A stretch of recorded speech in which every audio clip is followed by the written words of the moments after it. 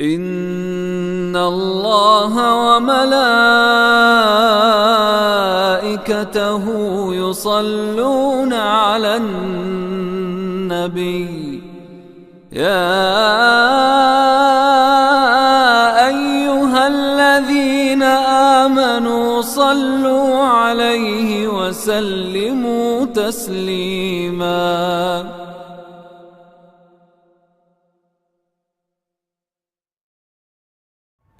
Assalamu alaikum wa rahmatullahi wa barakatuh. May the peace and blessings of Allah be upon you. You are watching Sami wa Basir, your #1 channel, which is there to bring to you programs that will light your souls.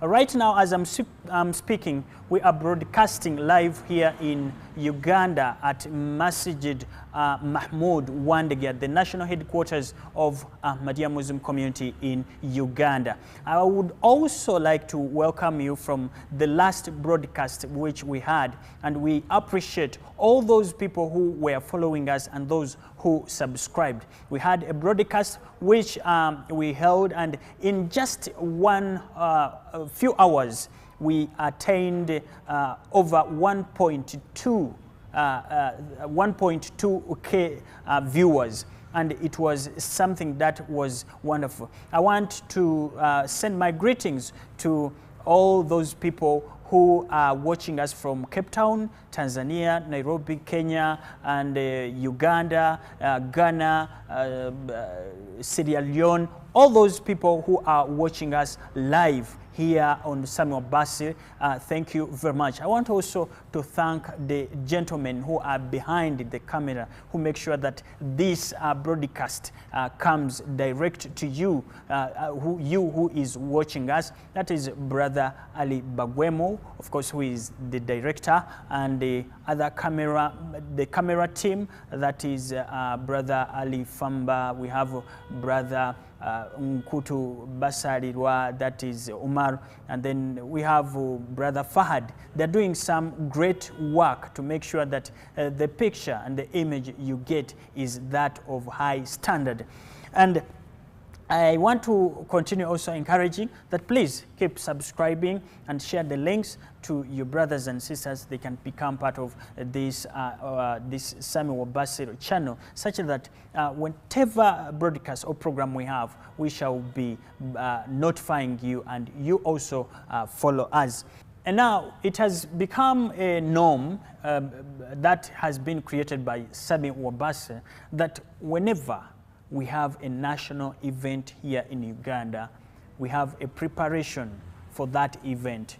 We create, we broadcast a lecture that will enable our viewers and audiences to be part of the occasion that is going to come, and we give them some little knowledge about it.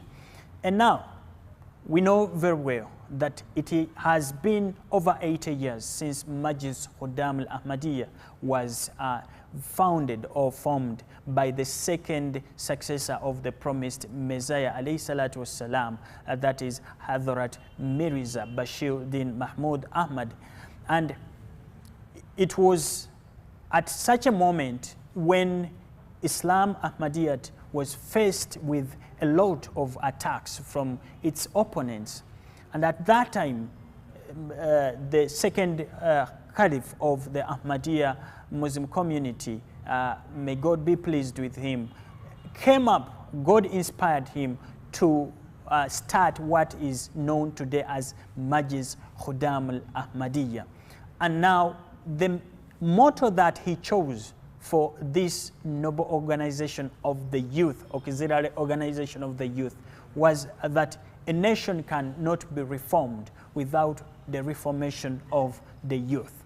Now, an auxiliary organization that was founded in 1938, it has now become an international organization, and every year the Majlis al-Ahmadiyya hold what is called ijtimaz, or the youth conventions, where they come together to discuss issues that can help them to develop both spiritually and morally.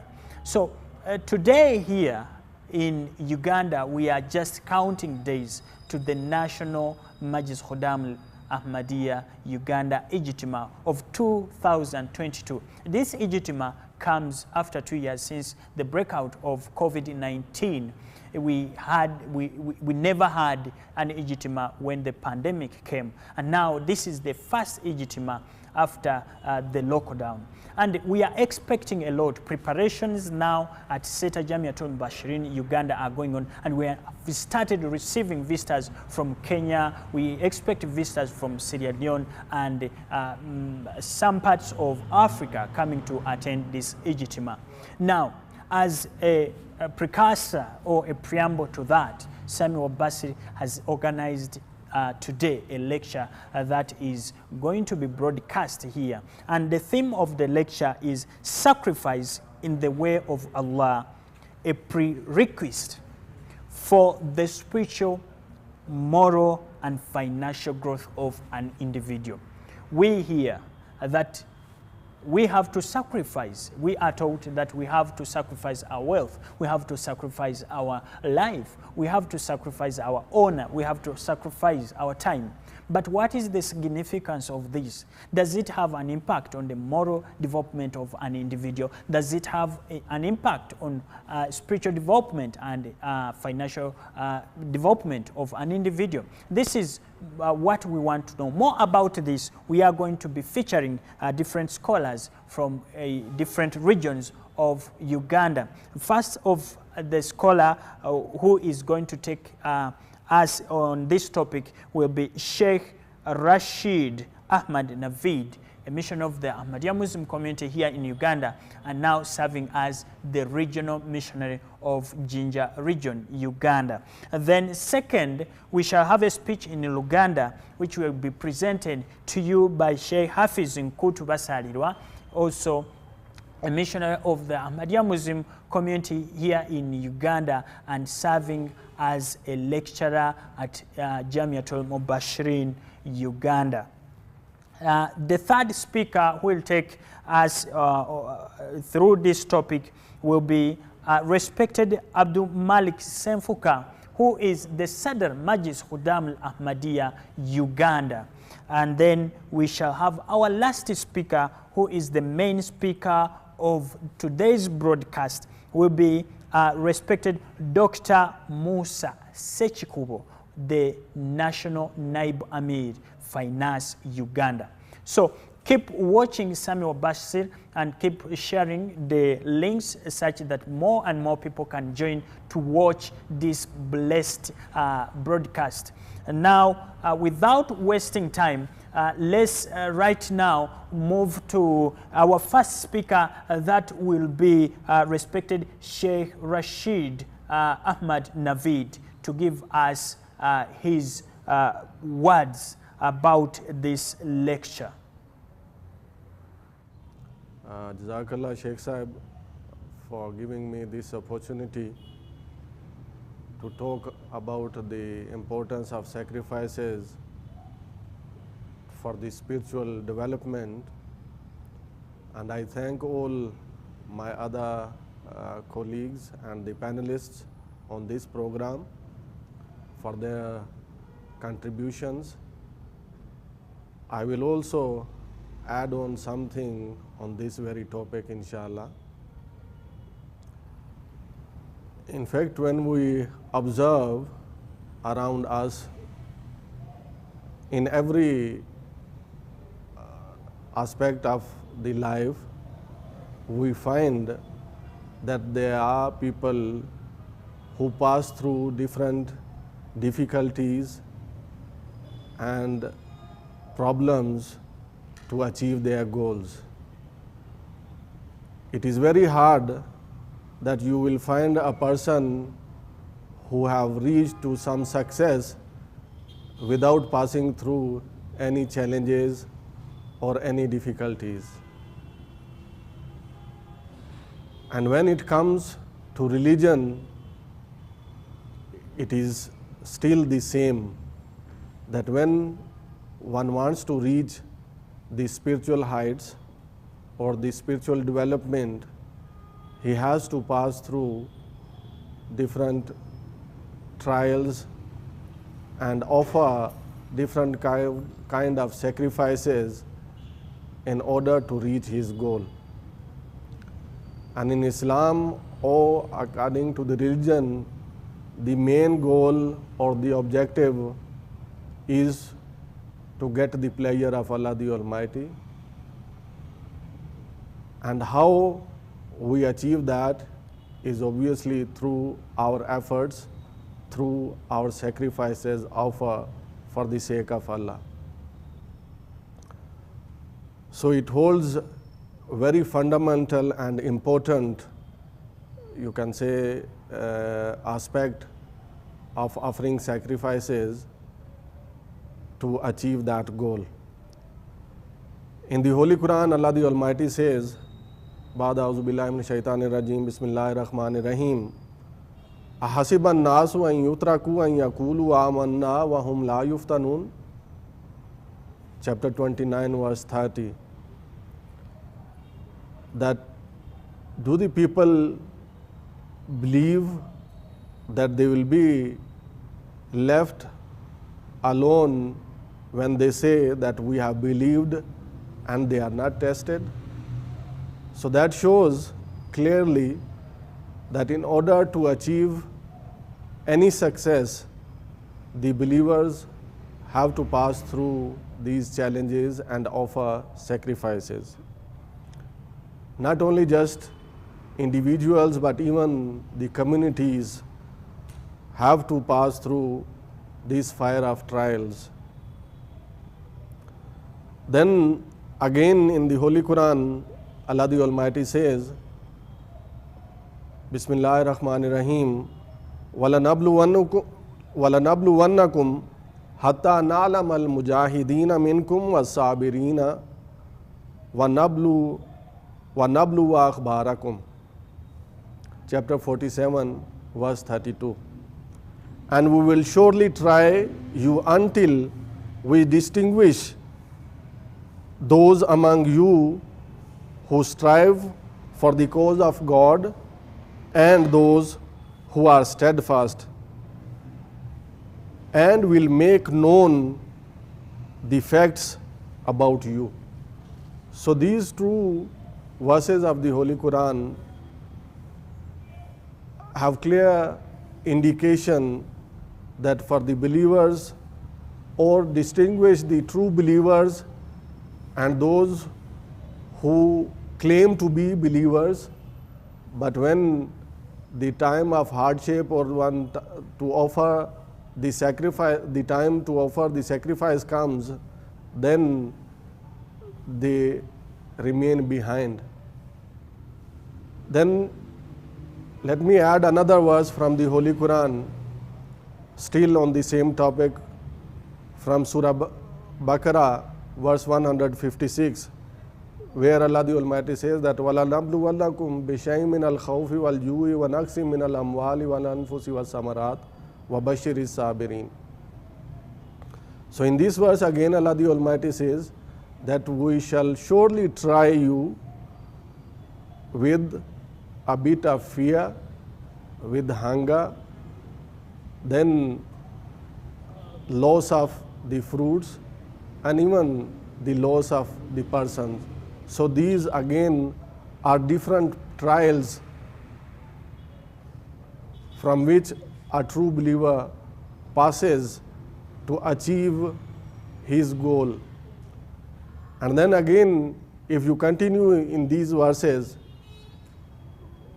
so what Allah the Almighty says after this verse, that وَبَشِّرِ الصَّابِرِينَ, that give the glad tidings to those who show patience, who remain steadfast.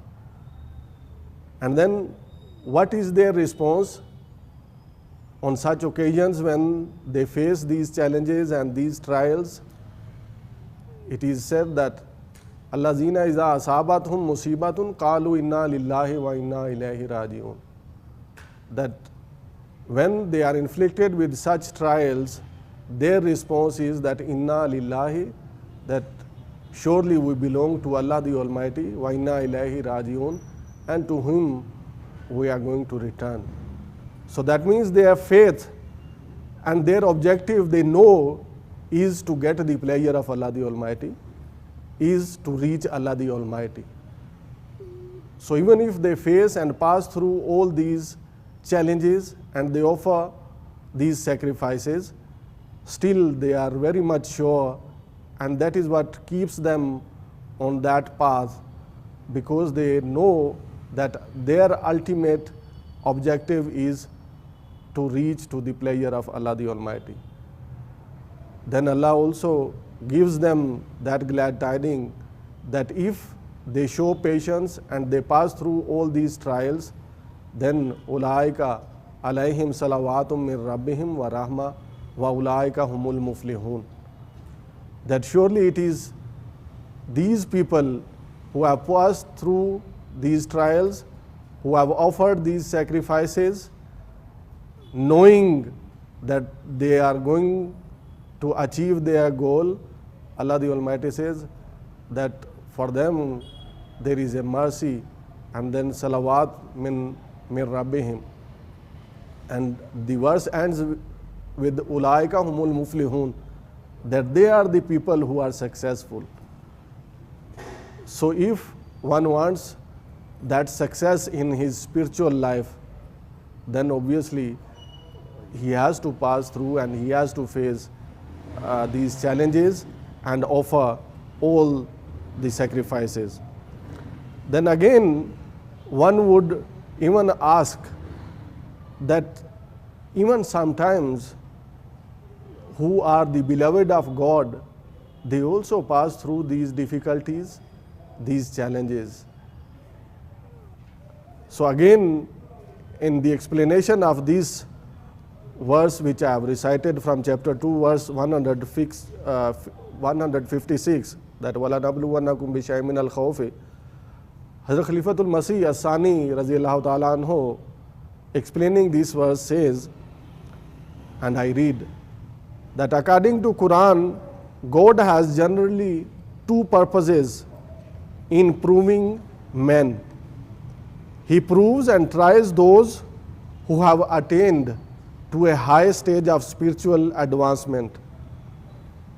I gave the example of Hazrat Ibrahim alayhi salatu wasalam, that although he had reached to a level of spiritual development, but still he was tried by Allah the Almighty, as it is mentioned in chapter 2, verse 125, that وَإِذِ ابْتَلَىٰ إِبْرَاهِيمَ رَبُّهُ بِكَلِمَاتٍ فَأَتَمَّهُنَّ, that when Allah the Almighty tried Hazrat Ibrahim alayhi salatu wasalam, and he fulfilled and he really passed through all those challenges and offered all those sacrifices. And we are very much aware the sacrifices offered by Hazrat Ibrahim alayhi salatu wasalam, that at the old age, when he was bestowed and blessed with a child, Allah the Almighty instructed him to take that child to a barren land. Allah the Almighty instructed him to slaughter that child for the sake of Allah, and he was ready without any hesitation to offer all those sacrifices for the sake of Allah. He took the child and the wife both to the barren land. He even tried to offer that child for the sake of Allah, to slaughter him literally, although he was compensated with a lamb. So even not only just Hazrat Ibrahim alayhi salatu wasalam, but all other prophets, or many of the prophets, Hazrat Moses alayhi salatu wasalam, Hazrat Jesus, Hazrat Isa, our beloved Prophet Nabina Muhammad sallallaahu alayhi wasallam, his companions, they had to pass through difficult times. They had to offer their lives for the sake of their religion, but they always remain steadfast. And then why that happens, that these who have reached to a higher stage of spiritual advancement, they also offer these sacrifices. Huzur says the purpose of this is that all the people, Huzur says that it is to bring them to the notice of all the people and make them shine as models of virtue and purity. So Allah the Almighty makes these people to pass through these difficult times so that they become role model for others in purity and virtue. And at the same time, the other ordinary people who face the difficulties and offer these sacrifices, for them also there is reason, because Allah the Almighty wants to put them in these trials so that they can realize their weaknesses, and then it will help them to reform themselves and transform themselves. We see in our worldly affairs that even the students, in order to be promoted to the next classes, they are given exams. It is not to make them fail, but it is to help them or to judge them and promote them to the next level. Although there might be some who may fail, but that is not the objective, to make them fail. It is to judge them so that they can be promoted to the next stage. Then another thing which, in order or in relation to the sacrifices which should be kept in mind, is that all these sacrifices which are offered for the sake of Allah, or which one passes through as a believer,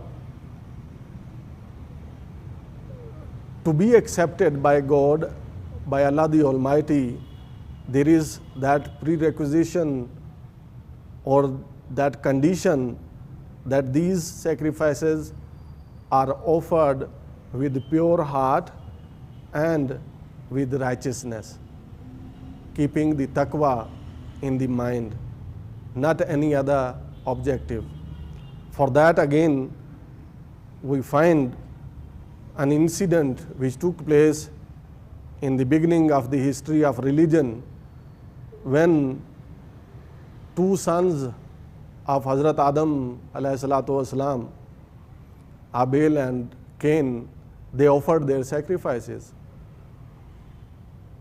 But for one, the sacrifice was accepted, and for the other, it was not accepted. So what made that sacrifices to be accepted by Allah the Almighty was the taqwa. And that is what Allah the Almighty has said in the Holy Qur'an, that innama yatakabbalullahu min al-muttaqin, where this incident is mentioned. This is what Allah says, that why that sacrifice was accepted is that because Allah accepts from the righteous people.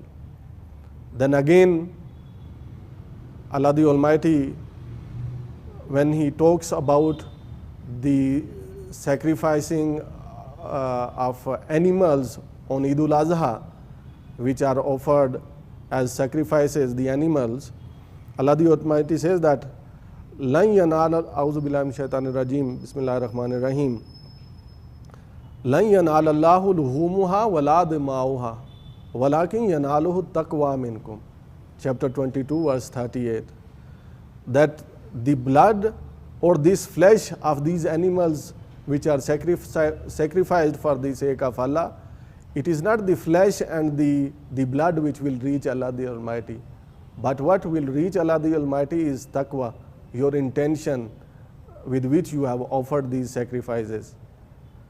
Then again, Allah the Almighty says that inna akramakum indallahi atqakum, that the most honored in the sight of Allah is the one who is most righteous.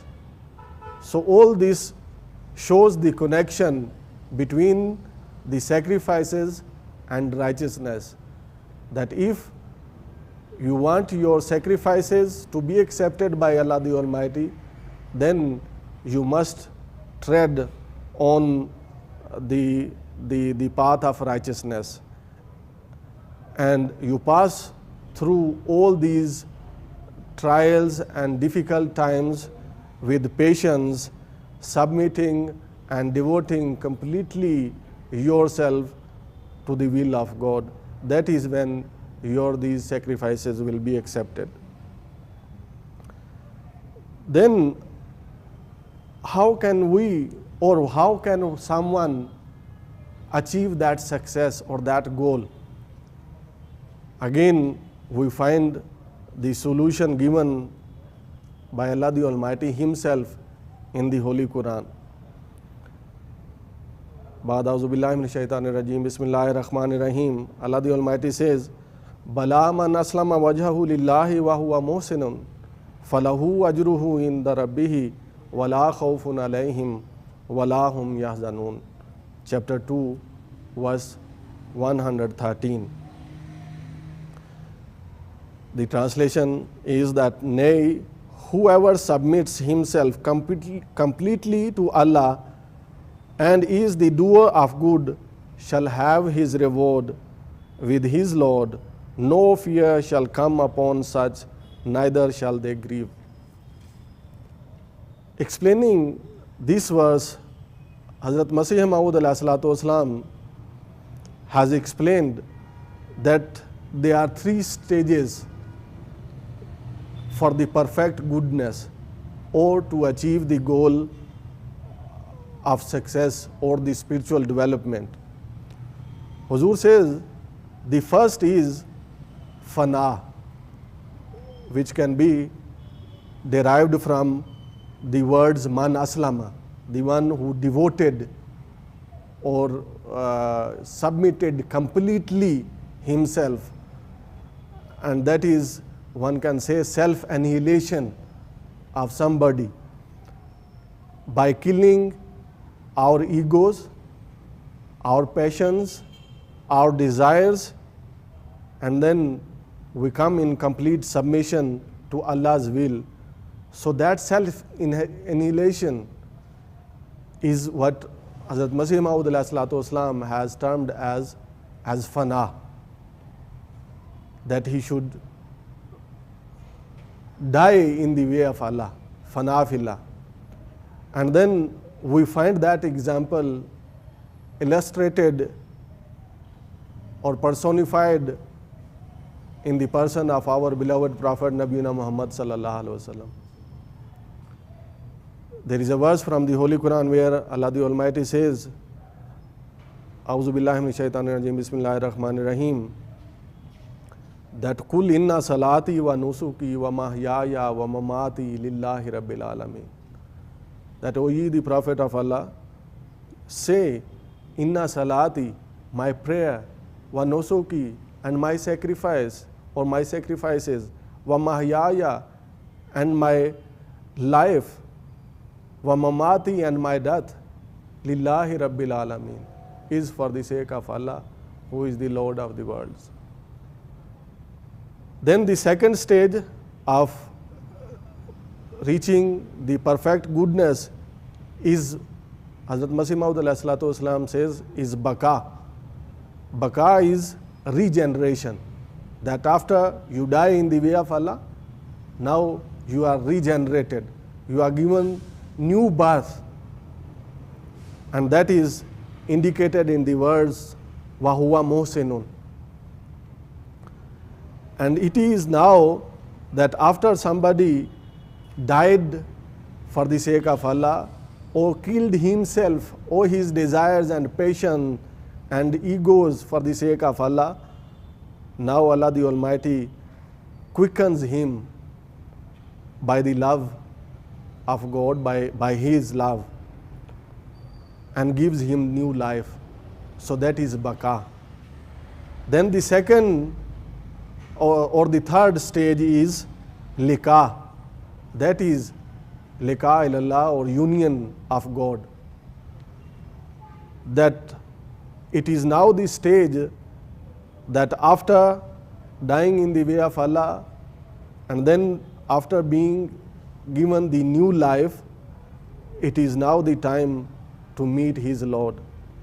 So Huzur says that the dead past is buried and living present has no sorrow for him, and every spiritual bliss is present, such is termed as liqā, union with God. And then Huzur again explained this state of fana fillah, or dying in the way of Allah, by quoting one you can say example, or from one of the early scholars, by way of illustrating through a metaphor. Huzur says, and there is that incident he quotes, that there was a person who had a parrot in his cage. So one day he was going out, so the parrot talked to him and said that when you are going out, you will pass through by a certain tree where you will find many parrots. So when you reach there, you tell those parents that you are very blessed, that you are enjoying the independent life, you are out there enjoying, and for me, I'm caged here in a house. So when that man went out and he found a tree where he found different parrots, he narrated that to those parrots.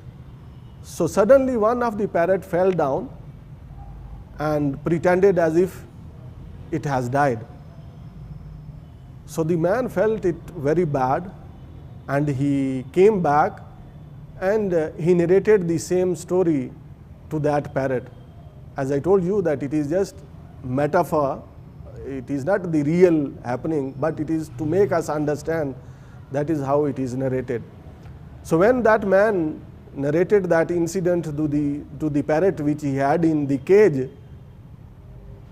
that parrot also pretended in the same way as the other parrot pretended, that as if he is dead. So when he pretended in the same way, the owner thought that again this parrot also has died. So he felt even more ashamed, and he removed quickly that parrot and just threw that parrot out. So when he threw it out, the parrot started flying and went and sat on the wall and told the man that I also didn't die and the other parrot also didn't die. It is only I wanted them to tell me how can I be freed, and they showed by pretending, or the other parent showed by pretending that he is dead. So when he showed me the way, I also pretended, and then you have freed me. So Huzur says that this is the same condition of the man, that if we want to be free, we want to be saved from all these cages of our desires and egos, then we should completely to the will of God. Then we will be free from all these sins, and then we will obviously achieve our goal with God.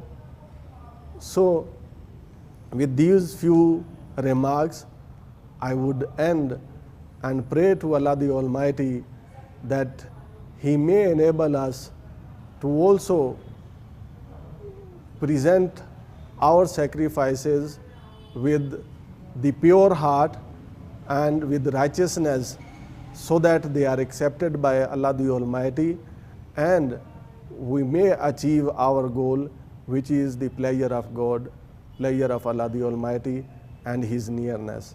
Allah may enable us to do so. I want to end my submission with one quote from the promised Messiah ﷺ. He says, how can you be successful if you do not want to endure pain and do not want to adopt true piety? Did the companions attain their status for free? Much expenses and difficulties are endured to achieve worldly titles, resulting in having an ordinary title which cannot give peace and tranquility of mind.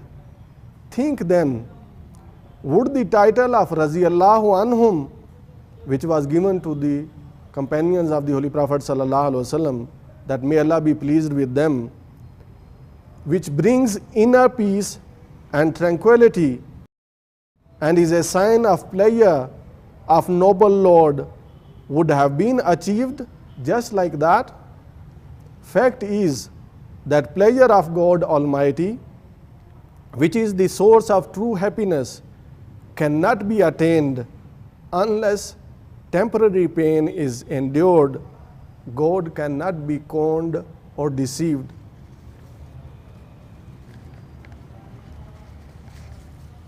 Huzur continues on to say, blessed are those who do not care about pain to attain divine pleasure, because believer finds the light of eternal peace and comfort after temporary pain. So Allah may enable all of us also to offer these sacrifices for the sake of Allah, to attain this eternal peace and happiness. Allah may enable us to do so. Wa akhiru da'wana alhamdulillahi rabbil alameen. Jazakumullah. Assalamu alaikum wa rahmatullahi wa barakatuh. Wa alaikum assalam wa rahmatullahi wa barakatuh. Thank you very much, Jazakallah, Ahsan Jaza, Sheikh S.a.w.s, for that wonderful and excellent speech about sacrifice in the way of Allah, a prerequisite for the spiritual, moral, and financial growth of an individual. I like the fact that Sheikh S.a.w.s has mentioned the aspect of pain when it comes in spiritual world, that we cannot attain the pleasure of God if we are not ready to go through pain. And I remember in his last remarks, he said that true believers are those who accept the temporary pain for the pleasure of God. What a wonderful lecture. Thank you very much. Jazakallah. Ahsan Jaza, Sheikh Rashid Ahmad Naveed. May Allah bless you so much. Right now, let's go straight to our second speaker of today's lecture. That is respected Sheikh Hafiz Nkutu Basariwa, who is going to give us his remarks about this topic in Luganda.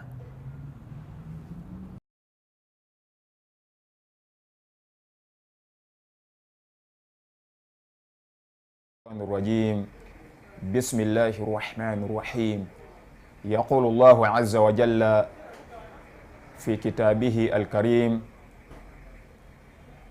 وأقيموا الصلاة وآتوا الزكاة. Omulamwa gwange olunaku lwa leero gukwata kukuwaayo mu kkubo lya Allah, nga Allah omugulumivu agamba nti era mujjumbire nnyo essaala era muweeyo ne zaka. Ebiseera ebisinga abasiraamu weewaawo tujjumbira esswala ettaano ez'essalira, naye tuli banafu nnyo mu kuwaayo mu kkubo lya Allah. Ekkubo lya Allah lye liriwa? Qur'an entukuvu yakozesa ekigambo sabilullah. Sabil nga kitegeeza ekkubo, Allah nga ye Allah yennyini, ekitegeeza nti omuzimbo guno ogw'ebigambo ebibiri gujjamu amakulu ag'okuwaayo mu kkubo lya Allah, nga kino kitegeeza nti omuntu ateekwa okuwaayo kyonna ky'asobola ku lw'okukulaakulanya eddiini ya Allah eyo gye yasiimira abantu bonna, kubanga Allah atutegeeza nti inna addiina inda Allahi al-Islam, nti mazima ddala eddiini entuufu mu maaso ga Allah Busiraamu. Sura ya 3 olunyiriri lwa 20 ng'ogasseeko basmala. Kino kiba kitegeeza nti buli lwe tusaala tuteekwa okukissa mu bwongo nti n'okuwaayo mu kkubo lya Allah kya buwaze era kyatukalaatirwa Allah omutukuvu ne Nabbi Muhammadi sallallahu alayhi wa sallama. Bwe twetegereza ebyafaayo by'Obusiraamu, Nabbi Muhammadi sallallahu alayhi wa sallama bwe yaweebwa obuvunaanyizibwa obw'okusaasaanya eddiini y'Obusiraamu mu kyondo kya Buwarabu,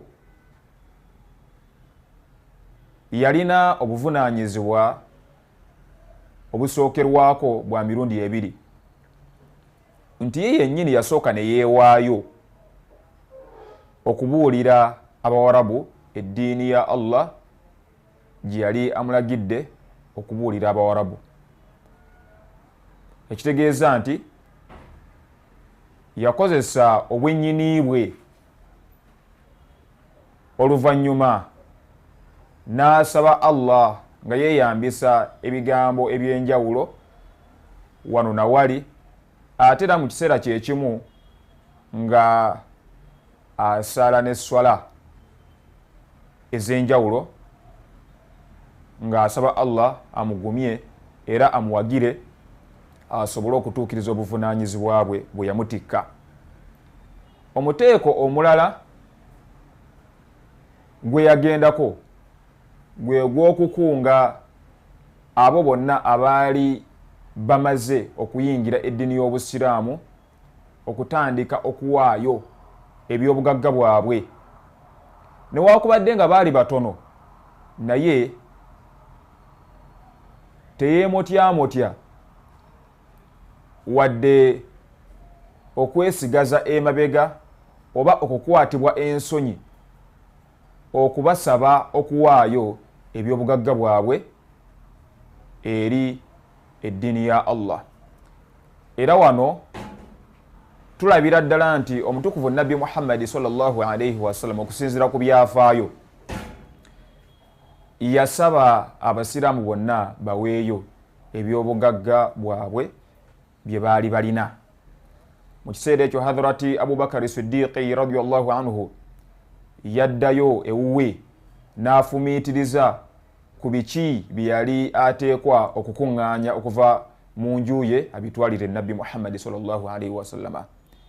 Era emmeeme ye n'emulagira okuwaayo ebyo byonna ebyali mu nnyumba ye. Ne Hadhrati Umaru mutabani wa Khattab radiyallahu anhu n'afumiitiriza ku ki kye yali ateekwa okutwalira omubaka Muhammadi sallallahu alayhi wa sallama eri Obusiraamu.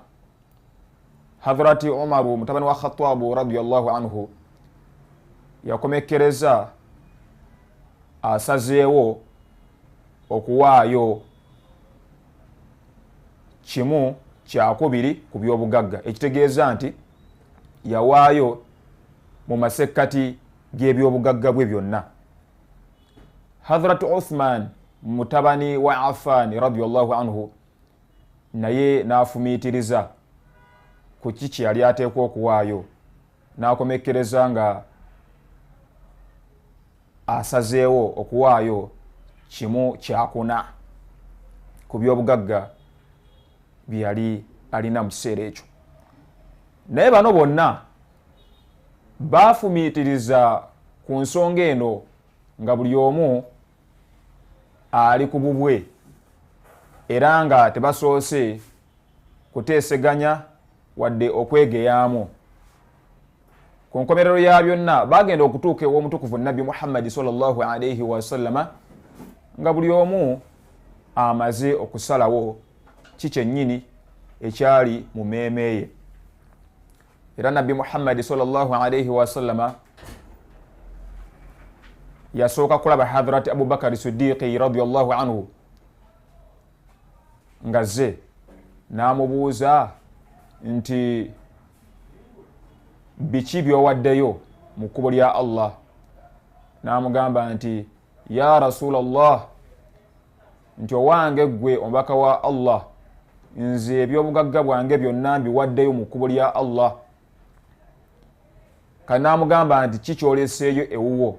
N'agamba kyenyinza okuba nga ndeseeyo ye Allah yennyini n'omubaka we, naye bw'oyogera ku byobugagga sirina kyendeseeyo.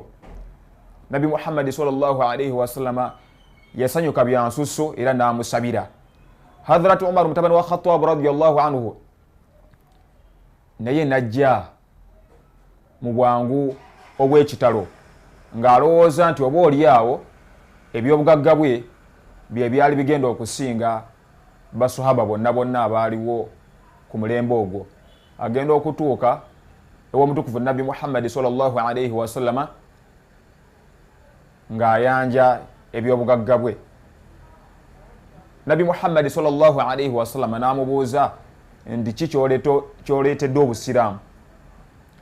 N'amugamba nti nze mpaddeyo kimu kyakubiri. Nabbi Muhammad sallallahu alayhi wa sallama n'amugamba nti qad sabaqaka Abu Bakr, nti Hadhrati Abu Bakr Siddiqi radiyallahu anhu akusinze. Ekitegeeza nti Hadhrati Abu Bakr Siddiqi radiyallahu anhu yawaayo ebyobugagga bwe byonna. Kino ekintu kyatambulira ddala mu kyondo kya Bwarabu, ng'era buli omu akimanyi nti Hadhrati Abu Bakr Siddiqi radiyallahu anhu ye musajja eyasinga okuwaayo mu kkubo lya Allah, era kino ne kimuweesa ekitiibwa mu bantu bonna.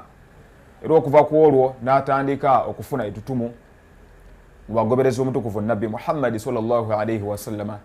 Si ekyo kyokka, ne Hadhrati Umaru mutabani wa Khattab radiyallahu anhu yafuna ettutumu ery'okuba omugoberezi w'omutukuvu Nabbi Muhammad sallallahu alayhi wa sallama owokubiri mu kuwaayo ebyobugagga bwe.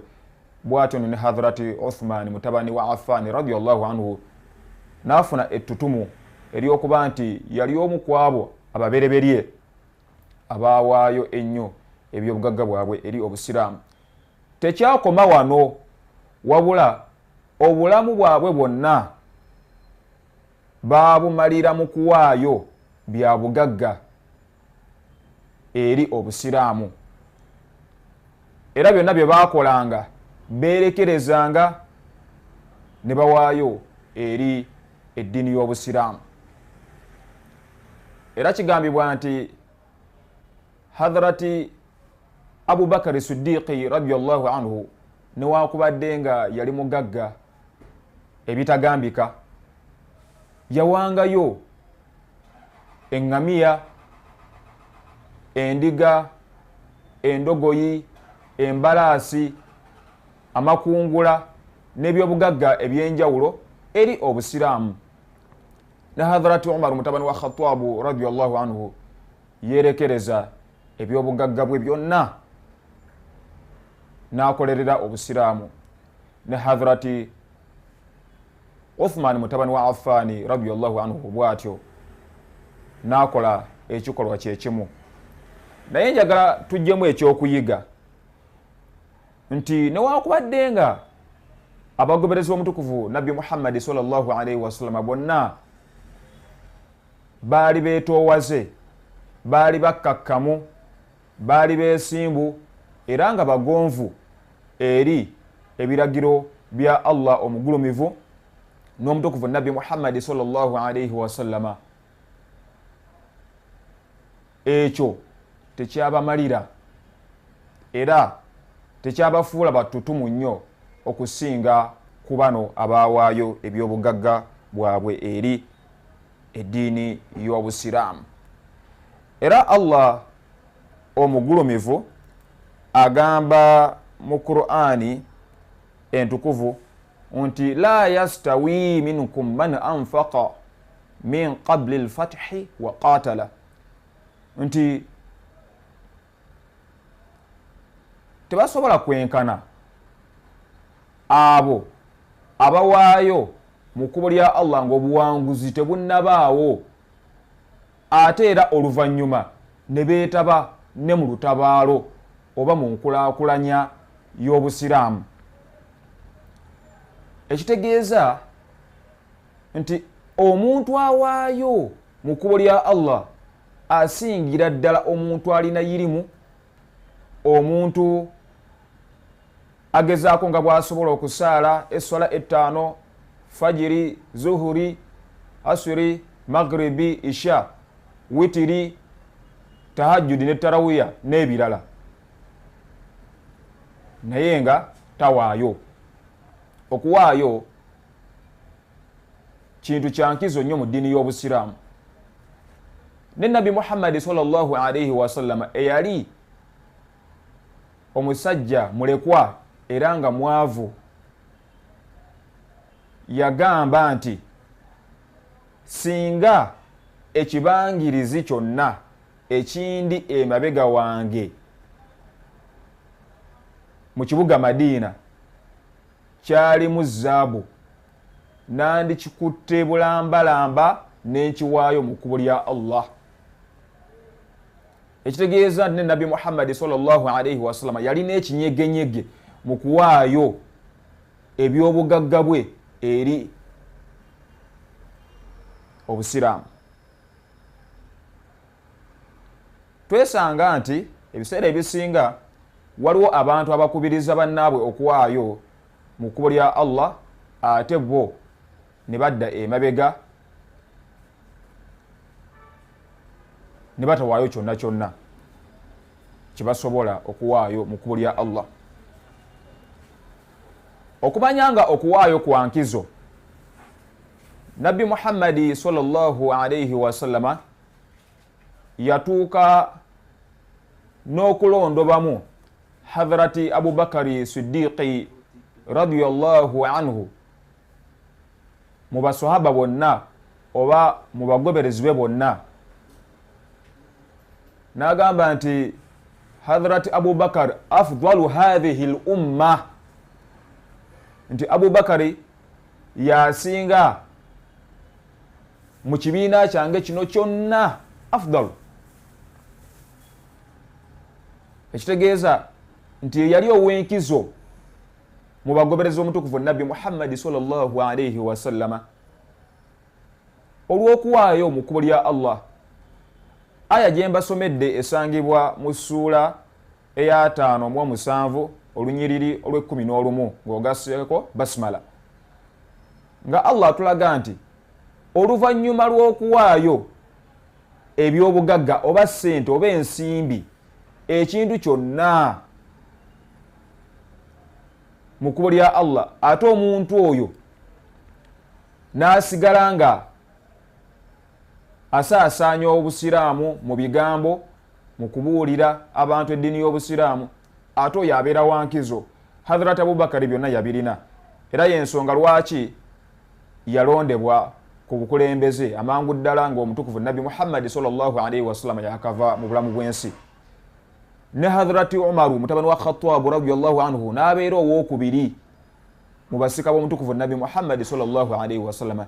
Ne Hadhrati Uthman mutabani wa Affan bw'atyo, ne Hadhrati Ali mutabani wa Abi Talib radiyallahu anhu n'alondebwa ku bukulembeze mu kusikira omutukuvu Nabbi Muhammad sallallahu alayhi wa sallam, naye ng'ekyabajjayo kuwaayo mu kkubo lya Allah. N'olwekyo okuwaayo mu kkubo lya Allah kyankizo nnyo nnyo nnyo mu ddiini y'Obusiraamu. Nabategeezezza nti okusaala obusaazi tekirina kye kiyamba, ate era tosobola kutuuka ku butuukirivu obwannamaddala nga towaddeeyo. Ekyokulabirako, Allah omugulumivu agamba mu Qur'ani entukuvu, lan tanaalu lbirra hatta tunfiqu mimma tuhibbun wama tunfiqu min shay'in fa inna Allaha bihi alim. Nti temuyinza kufuna butuukirivu okutuusa lwe mulitoola ku ebyo bye mwagala, era kyonna kye mutoola mazima Allah akimanya. Sura ya 3 olunyiriri olw'e9:3. Nti omuntu tasobola kweyita mutuukirivu era tasobola kuyitibwa mutuukirivu mu maaso ga Allah okuggyako ng'amaze okuwaayo okuva mu ebyo byasinga okwagala. Ate Allah ano n'atugumya nti tetuwaayo buwi, n'olaba nti waliwo ekikoleddwa ekyo ne kikomaawo. Wabula Allah atugambye nti wama tunfiqu min shay'in fa inna Allaha bihi alim. Mazima ddala Allah akimanya era akimanyi bulungi nnyo, ekitegeeza nti kigenda ku miizaani yo. Si ekyo kyokka, bwe tubanga tuwaddeyo mu kkubo lya Allah, Allah ye akitwalanga awoleddwa sente oba ekyobugagga ekyo. Ngera bwe bagamba nti ekisuubizo bbanja oba ebbanja lisasulwa bbanja era liggwawo na bbanja, ekitegeeza nti Allah bwe tubanga tumuwadde aba ateekwa okutusasula. Allah agamba bw'ati mu Qur'ani ey'ekitiibwa, man dha alladhi yuqridu Allaha qardan hasana fayudha'ifahu lahu wa lahu ajrun karim. Ani oyo anaawola Allah okuwola okulungi, kale akumukubisizeemu enfunda nnyingi, era okuwola okwo akufunemu n'empeera ey'ekitiibwa. Kyekibuuzo Allah kyatulambikira wano era kyatubuuza, kyayanjizza gye tuli, nti ani oyo anaawola Allah? Ffe baani abayinza okuwola Allah? Olwo olulimi lwakugereesa, naye nga Allah mu kyo yali ayagala tutegeere nti tubanga abamuwoze nga bw'olaba nti oteekwa okusasula ebbanja. Ekitegeeza nti buli kimu kye tuwaayo mu kkubo lya Allah, Allah agenda kukituddiza. Si ekyo kyokka, abakulembeze baffe naddala ab'oku ntikko kyakulabirako nnyo gye tuli. Wali nabawadde ekyokulabirako ky'omutukuvu Nabbi Muhammad sallallahu alayhi wa sallam nti yali musaale nnyo mu kuwaayo mu kkubo lya Allah, era nga mwegendereza nnyo mu kusaalimbira mu by'obugagga by'Obusiraamu, era n'emmaali y'Obusiraamu yali tayagala kugijajaamya. Era kigambibwa nti lumu omutukuvu Nabbi Muhammad sallallahu alayhi wa sallama yali alina waatudde muzzukulu we Hasani ne Husaini, ne bajja ne balya entende ezaali ziweereddwayo mu linnya lya sadaka oba saddaaka. Nabbi Muhammad sallallahu alayhi wa sallama kigambibwa nti yagugumuka we yali atudde n'agenda n'anyiga abaana bano emba, n'abagamba nti baziwande entende ezo ze baali balidde. era n'abannyonnyola newankubadde nga baali bato mu kiseera ekyo n'abagamba nti ffe tetukkirizibwa kulya kintu kyonna kiweereddwayo eri obusiraamu. Bw'atuno n'abasomesa kiba kitegeeza nti n'abaana abato basobola okusomesebwa ku butya bwe bayinza okuwaayo mu kkubo lya Allah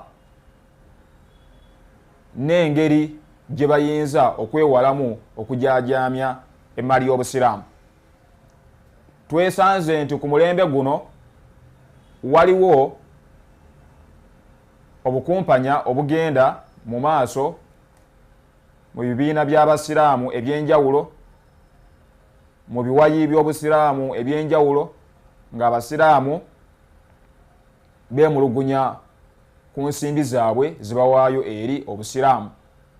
Eky'omukisa omulungi ffe abasiraamu aba Ahmadiyya ekyo twakigonjoola nti ssente nga bwe zimanyiddwa nti kikemo, n'olwekyo tezisobola kuweebwayo buweebwa awatali bujulizi bulaga nti ziweereddwayo eri obusiraamu. Y'ensonga lwaki tulina obupapula obulambika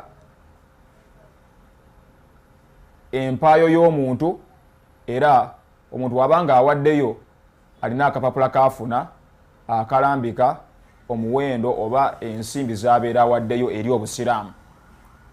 Eyo fitina ne tugyegobako ey'okutusongamu ennwe nti tujaajamya ssente z'obusiraamu, obutafaananako ne bannaffe abalala abaweebwa ssente ate ne batandika okwemulugunyizibwako. Si ekyo kyokka,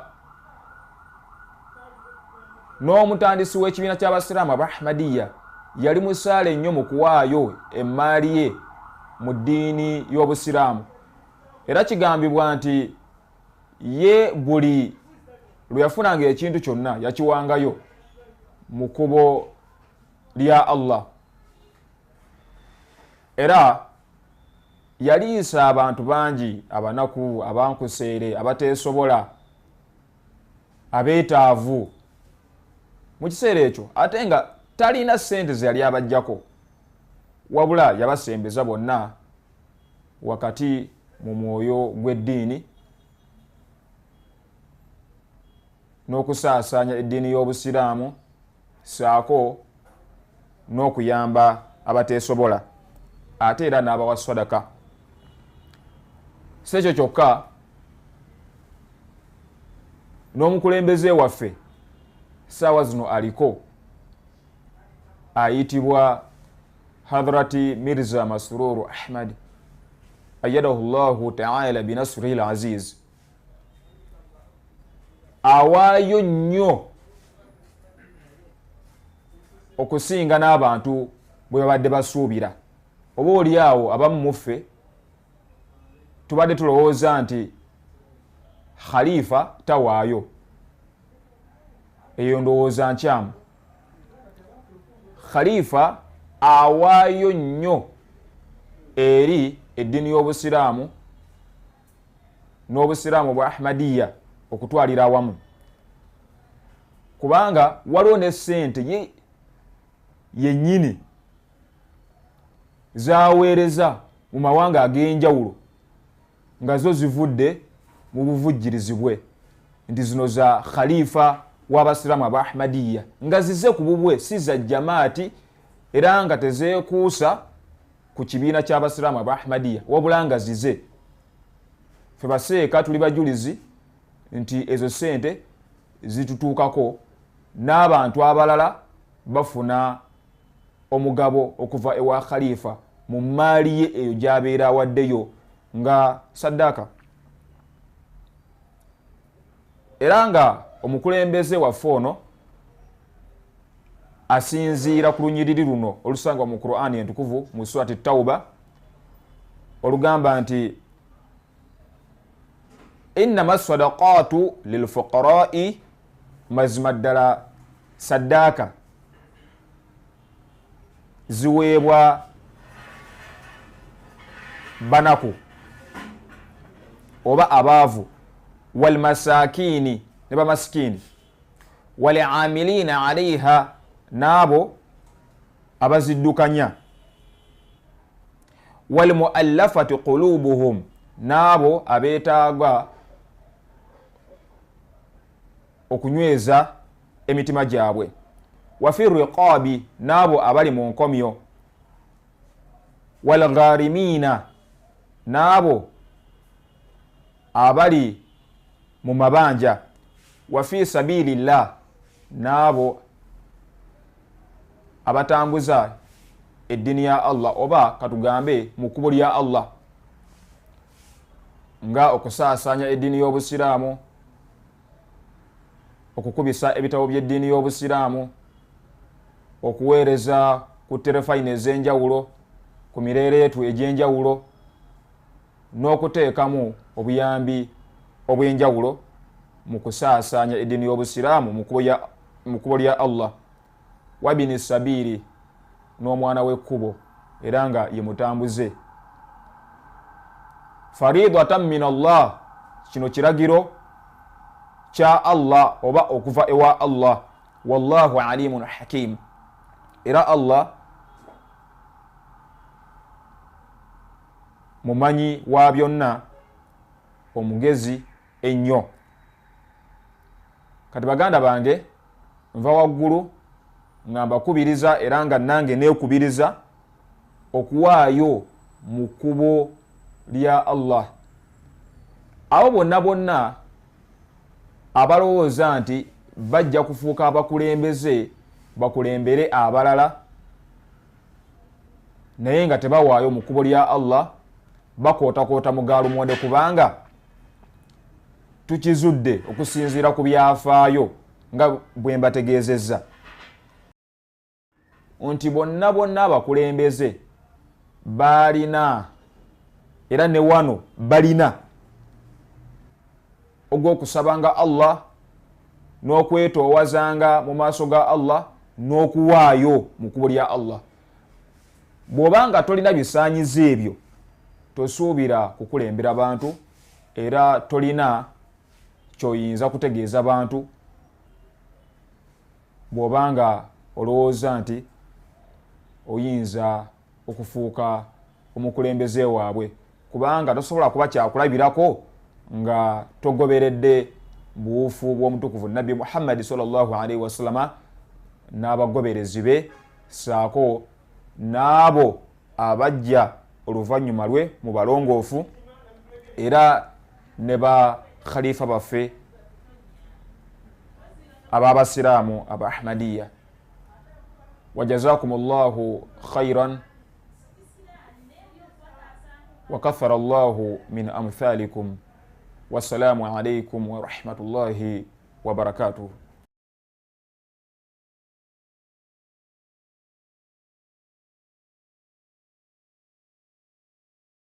Wa alaikum assalam wa rahmatullahi wa barakatuh.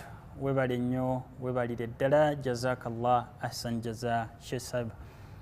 Tweyanza nnyo omusomo bwe gutyo gubadde musomo nga gujjudde ebinonnogo bingi kwegamba ayogedde ku nsonga y'okuwaayo. Webali nnyo era webalire ddala Sheikh Sab omusomo ogufaanana bwe gutyo. Oyo abadde Sheikh Hafiz Azhar Nkutu omuweereza wa Jamaat Ahmadiyya mu Uganda wano era nga lecturer mu ttendekero ery'abamisani oba bamissionary oba baseeka Jamiatul Mubashirin Esseeta.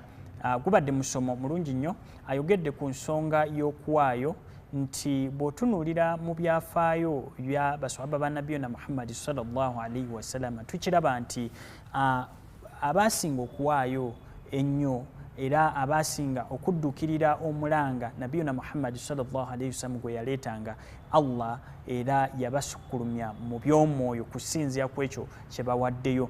N'olwekyo kiba kitegeeza nti naawe bw'oba oyagala Allah akusitule mu madaala mu byensi si mu by'omwoyo byokka. Mangi muffe twagala bugagga, twagala maali yaffe yeeyongereko, twagala buyinza, twagala byonna bye twagala mu nsi muno. era tulina okusigala nga tusaba Mukama Katonda ate tweyongere okuba nti tusitula omutindo gwaffe ogw'okuwaayo. Webale nnyo Sheikh Hafiz Azhar Nkutu, omusomo ogwo gubadde mulungi nnyo, webalire ddala. Nsaba Mukama Katonda atuyambe ebigambo ebyo by'otuwadde bitugase emyoyo gyaffe. Thank you very much. That has been Sheikh Hafiz Azhar Nkutu, who has given us the lecture about the sacrifice, about how it is important in the moral, financial and spiritual development of an individual.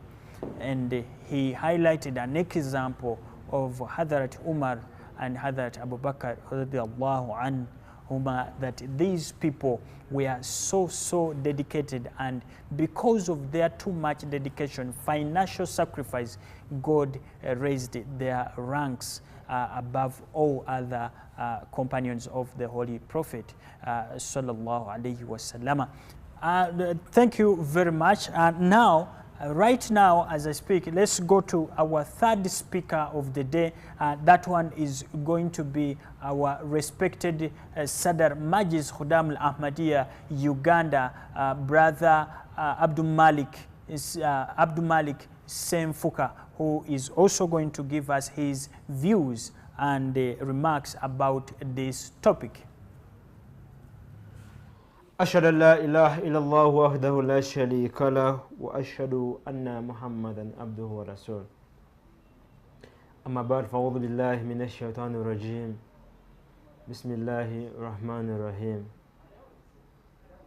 نحمده ونصلي على رسولك الكريم وعلى عبده المسيح موعود. بسم الله والصلاة والسلام على أشرف المرسلين سيدنا وحبيبنا محمد المصطفى صلى الله عليه وسلم. رب اشرح لي صدري ويسر لي الأمر واحلل عقدة من لساني يفقهوا قولي. Let me take this opportunity to thank my host, the Samuel Basuri team, for having given me this opportunity on their platform to talk to the youth, even those people who will be following us. May Allah bless you. First of all, I would like to clarify on what I'm going to talk about. That I'm going to use two languages. First of all, I will start with the Luganda for our local viewers here in Uganda, my youth here. Then those people who are following us outside, I will give a summary of it, inshallah ta'ala, in English. May Allah enable us to learn to what we are going to give, to what we are going to say in these few minutes in preparation for the coming Ijtima, which will start on Thursday. The days are just close. The days are just near, only 2 days. May Allah enable us to fulfill our obligations. Amen. Eri abo bonna aba ndaba oli muvubuka tali muvubuka, kantandike n'okusoma ekitabo kya Mukama Katonda. أعوذ بالله من الشيطان الرجيم.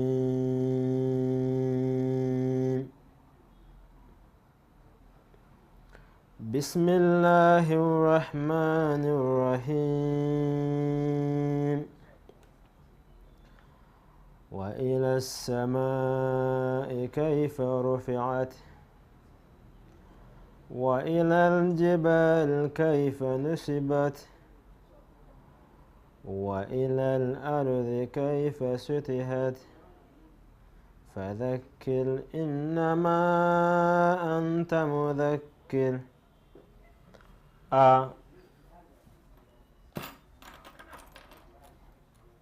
Kulwokusasauka Mukama Katonda, otuba tutunuulidde ebyafaayo bino yatandika mu 1935.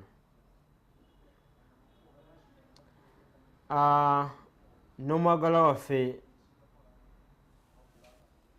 Hazrat Mirza Bashiruddin Mahmud Ahmad.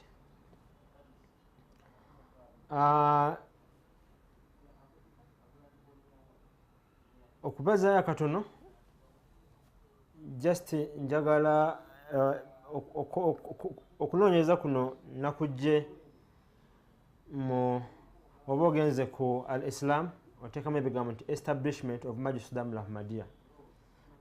Nabadde ngezaawo okulaba nti mbawa ebintu nga from the source nga buli muntu aba yanjagadde okulaba nti abyenoonyeza. So update eno yakolebwa ennaku z'omwezi nga 15 March 2019 era nga yakolebwa Sheikh Mahbub Alam Khalid Sahib. Yagamba nti lumu we yatuuka ewaka akawungeezi ennaku z'omwezi nga 2 January 1938 nga yakava mu jamiya yali akolera mu office ya gyebayindise private secretary ya Khalifa owokubiri Hazrat Mirza Bashiruddin Mahmud Ahmad radhiyallahu anhu. Ya mugamba nti abeere nga agenda gyali. Bwe yatuuka mu maaso ge Huzul oba Khalifa owokubiri yamuwa kiwandiise akatabo mu luzungu kebayita pamphlet, akapapula akaliko ebintu ebimu, naba nga yakawa omwami oyo nga kano kaali kawandiikibwa Sheikh Abdurrahman Misr era n'agamba nti wandiika obubaka oluvannyuma omala okusoma akapapula ako wandiika obubaka nga oddamu abayitibwa Badarul Mujahideen kubanga be baali bamuwandiikidde. Yamugamba nti twala akaseera obeere nga weebuuza kuba wakfin abo abewaayo okulaba nti nno baweereza Mukama Katonda oba oyagadde okubajjako obuyambi nga baddamu omwami oyo. Obanga oyagadde oba si ekyo laba mbajamiya nabo basobola okulaba nti nno obeebuuzaako. N'amugamba nti tonoonyereza kintu kyonna okuva wabweru w'ebyo oba eri abamanyi bonna, kola ekyo kyenkulagidde.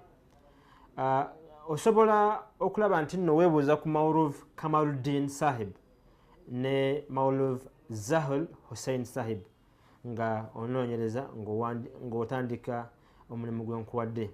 Wobanga olina akatabo konna keweetaaze osobola okuneebuuzaako. Okwebuuza kwani ku Muslim Maud oba Hazrat Mirza Bashiruddin Mahmud Ahmad. Nja kuba nkulagirira mu library yange obeere nga onoonyereza. So Brother Mahbub yakwata akatabo nga talidde kintu kyonna naba nga yatandika omulimu ogwo ne wakfin. Olunaku lumu Huzul radhiyallahu anhu yamugamba nti funa okutuula era obeere nga olonda ba office bearers ab'obukiiko. So bino byenva okuba waggulu byawandiikibwa Sheikh Mahbub nga embagambye. Wansi agamba nti ennaku z'omwezi nga 31 January 1939 mu kaseera aka asuli prayer oba ssaawa 10 nga wano waffe tukimanyi 10 abavubuka 10 e Qadian baatuula mu maka ga Sheikh Mahbub Alam Khalid Sahib era baatuula kabalaza ka Masjid Mubarak e Qadian kumpi nako era kumpi n'ennyumba ye oba madarasa Ahmadiyya e Qadian. So baatuula ne baba nga balina ensonga ze bagonjoola okulaba butya Jamaat Ahmadiyya weesobola okuba nti ekulaakulana era ne nga bayambibwako Jamaat ng'ekulaakulana n'okulaba nti nno bayambako khilafati. era ne bagezaho okulaba nti nno butya bwe banakwasaganya ensonga eyali etandise okusibukawo nga batandise okufuna obutakkaanya n'abo abataali ba Ahmadiyya. Abavubuka bano beeyama eri Mukama Katonda okulaba nti nno bakirwanirira. Abavubuka bano njagadde bamenyere abaasooka okukola Majlis Sulam Ahmadiyya abagitandika abaaliwo mu kaseera ako. Asooka Maulvi Kamaluddin Sahib, Hafiz Bashir Ahmad Sahib, Maulana Zahul Hussein Sahib, Maulana Ghulam Ahmad Farooq Sahib, Maulana Muhammad Siddiq Sahib, ono yali librarian wa Khalifa, Said Ahmad Ali Sahib, Hafiz Qudratullahi Sahib, Maulvi Muhammad Yusuf Sahib, Maulana Muhammad Ahmad Jalil Sahib, Chaudhry Khalilullah Nasri Sahib. Abavubuka bano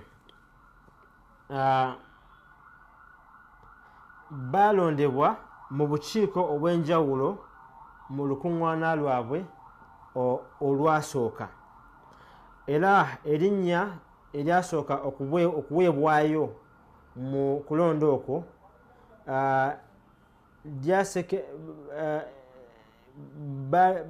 baalisekendinga oba baalisemba Maulvi Kamaluddin Sahib yabeera nga yalondebwa nga omukulembeze, ate Sheikh Mahbub Alam Khalid Sahib naba nga ye secretary. Oluvannyuma Hazrat Muslim Maud naba nga ennaku z'omwezi 4 yabeera nga yakkiriza okulondebwa kuno okulaba nti nno kugenda mu maaso n'obukulembeze obwo Majlis Sulam Ahmadiyya n'esimbuliraawo ennaku z'omwezi nga 4 February 1938. Oba oyagadde ebintu bino osobola obisanga mu Tarikh Majlis Sulam Ahmadiyya volume 1 page 7 paka ku y'omunaana. Era tuyinza otunulako ewalala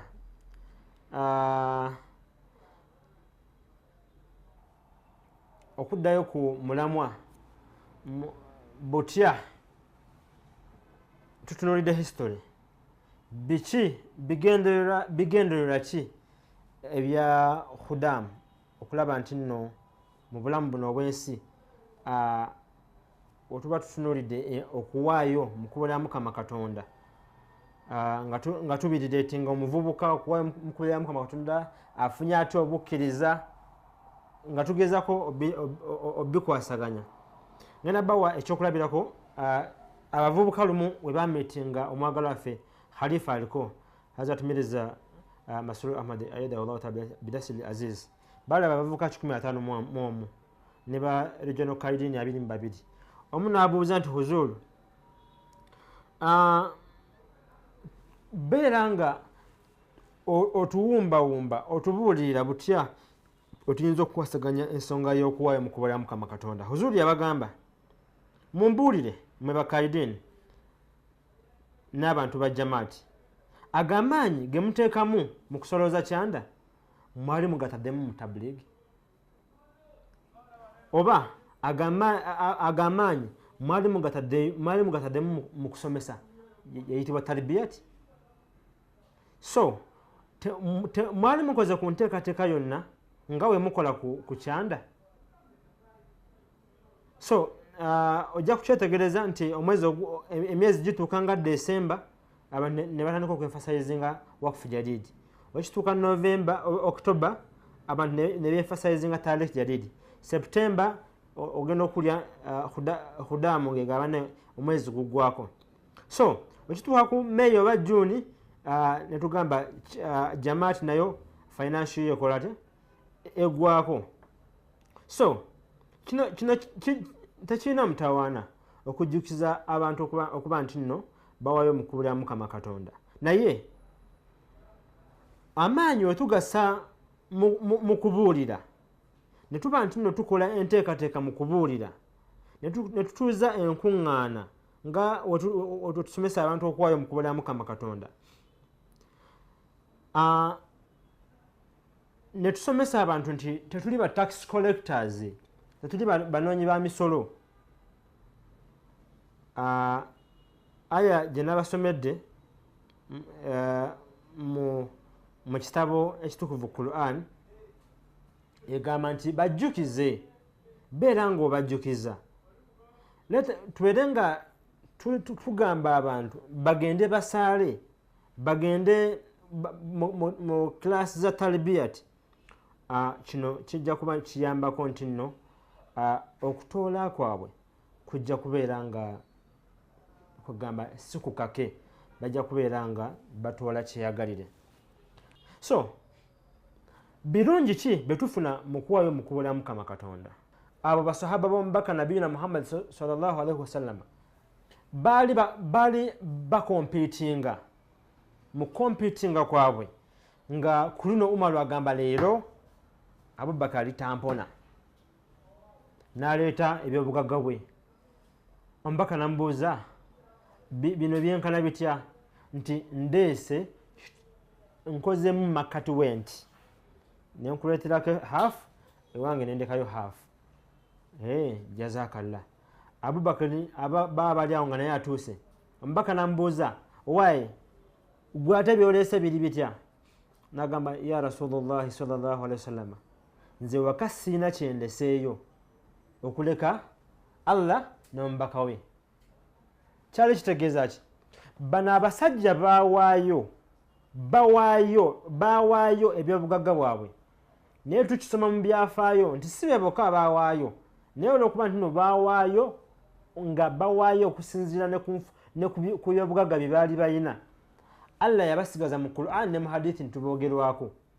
Sigamba nti mu kusapootinga olutalo olwo omubaka we yakuba omulanga nti be bokka abawaayo, naye status y'okuwaayo era tukitunuulira ne mu ranking zaabwe era ogenda okwesanga Hazrat Abubakar yalondebwa nga halifa asooka, Umaru nalondebwa nga halifa owokubiri. Just imagine omusajja yali omutemu nga ne mu kusiramuka kwe nga ye last resort eya mechanism okulaba nti no bamusindika akime omutwe gw'omubaka nabiyina Muhammad sallallahu alaihi wasallam. Okuwaayo kwe kwamuyonja omutima gwe naba nga yavaamu kakica. Tutunuulire ne ku mulembe gwa promised Messiah alayhi wasallam, tugutunuulire, tutunuulire ebyafaayo bingi, naye tutunuulire omwagala waffe halifa eyasooka Hazrat Maulana Hakim Nuruddin Sahib radiyallahu anhu, nti ye oli kyeyamugamba yagamba nga kigambo kimu sami'ina wa ata'na. N'olunaku lwe yamugamba nti mbadde njagala osengule famire yo ogizze wano, okuwaayo kwe kwali exceptional nga awaayo n'aweerere. Ebyokulabirako mu Uganda nyinza obutabimenya, naye mubamanyi abantu baffe Allah nga abasitudde mu madaala lwakuwaayo mu kubuulira Mukama Katonda. Tuleme tutunuulira kiri ekyogera mu Qur'an nti wonaawaayo oba owaayo ennusu emu nti Allah ajja kukubisizamu ebirimba 700.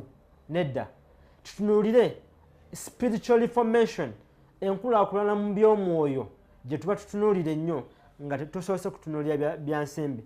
Allah atulaba mu mitima gyaffe, empaayo yaffe esinziira ku ki? Owaayo kabanda be oba owaayo nti olyoka ogaggawale. Allah yasinga okumanya. So ekintu kino tubeere nga tukiteeka mu nkola.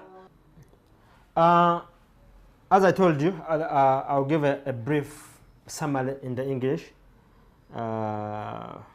First of all, regarding how Majlis Ahmadiyya was established, I got this from Shaykh Mahbub Alam Khalid Saib, who relates in the writing that when I arrived home on the evening of 20th January 1938, after having departed from Jamia Ahmadiyya, a worker from the office of the private secretary conveyed a message to me that Hazrat Khalifatul Masih II instructed me to see him. When I presented myself before Huzur anhu, he handed me a pamphlet published by Sheikh Abdul Rahman Misr and said, write a response to him. Head to Darul Mujahideen and take Waqfin with you for assistance. And if you so wish, from Jamia as well. Do not seek the help of the stalwart scholars. Keep only Maulov Kamaluddin Sahib and Maulov Zahul Hussain Sahib along with you and initiate the task. If you require any book, I shall give it to you for any personal library. So I obtained this pamphlet and without eating my meal began the task alongside the Waqfin. One day, Huzur radiallahu anhu, the elected, hold a meeting and elect office bearers. An extract, this extract of the interview with Shaykh Mahbub Alam Khalid Sahib by Mirza, Sultan Ahmad Sahib and Sultan Bashir Sahib. So the father said, thus, following Asr prayer on 31st January 1938, 10 youth of Qadian gathered at the residence of Shaykh Mahbub Alam Khalid Sahib at the Mubarak floor of the house in the area of Masjid Mubarak Qadian, adjacent to the boarding house of Madarasa Ahmadiyya, resolving to endeavor for the progress of Ahmadiyya and to assist Khilafat, and vowing to confront the dissension and disorder arising against it. The youths implored God Almighty of Soka. The foremost pioneers of this organization of youth were as follows. These were the 10 first Hudam who made Majlis Sudam al-Ahmadiyya. One is Maulud Kamaluddin Sahib, Hafiz Bashir Ahmad Sahib, Maulana Zahul Hussain Sahib, Maulana Ghulam Ahmad Farooq Sahib, Maulana Muhammad Said Sahib, this was a librarian of Huzur, Said Ahmad Ali Sahib, Hafiz Quduratullah Sahib, Maulavi Muhammad Yusuf Sahib, Maulana Muhammad Ahmad Jalil Sahib, and the 10th is called Chaudhry Khalilullah Nasir Sahib. These youths elected the office bearers of the Majlis in their first gathering. The first name was suggested in the election and then it was seconded. Maulud Kamaruddin Sahib was elected as the president and Shaykh Mahbub Aram Khalid Sahib as the secretary. Afterwards, Hazrat Muslim Maud radiallahu anhu uploaded this on 4th February 1938. So this, if you want to get this information, you go in the book Tarikh Majlis Sudam al-Ahmadiyya volume 1 page 7 up to 8. So after giving the brief explanation about how Majlis Sudam al-Ahmadiyya was established, let me also go on the benefits of let me go to the benefits in sacrificing in Majlis Sudam al-Ahmadiyya. I would love to first give some clarification about the Chanda by giving you the speech which was given to the members of UK in the meeting of 151 UK Hudam and 22 regional Qaidin. One member asked Huzur that how to guide people about Chanda or paying in the way of Allah. Huzur Ayadahullah Ta'ala blessed Aziz, tell me, he was telling the Qaida, tell me, Qaidin and the people of Jamaat, the amount of effort you put into Chanda, have you ever put that much effort into Tabligh? No. Huzur said, no, you do not. I know. Have you put that much emphasis on Tarbiyat? Moral education? Have you ever made a plan for Chanda? In the last month, when December comes, you will emphasize Waqf Jadid. You will emphasize Tariq Jadid. September, you will emphasize Khudam al-Ahmadiyya, Chanda.